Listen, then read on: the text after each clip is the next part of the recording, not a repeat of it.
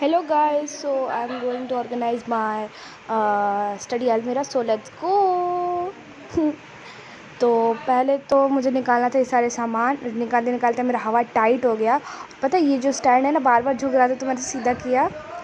और ये देखो कैसे ये एक मिरर है, मिरर वाला पेन, और इसके पीछे साइड कॉम भी था। और ये सब निकालते निकालते सच में मैं थक गई थी। और ये देखो इसने पूरा पूरा मतलब मेरा बेड को ही घेर लिया था, बैठने तक का जगह नहीं था बेड पर। अब बारी आई इसको ऑर्गेनाइज़ करने की, और उसको करते करते मैं थक गई। मतलब मेरे हाथ में और मेरे कमर में इतना ज़्यादा दर्द हो रहा है कि पूछो मत। बार बार बैठना पड़ रहा था, बार बार उठना पड़ रहा था। और ये पता नहीं कहाँ से ये सब रखा था।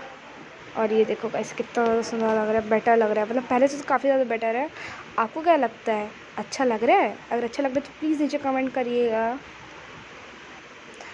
इसको करते करते तो मेरा पसीना छोड़ गया। तो ये था मेरा आज का mini blog. Thank you, bye.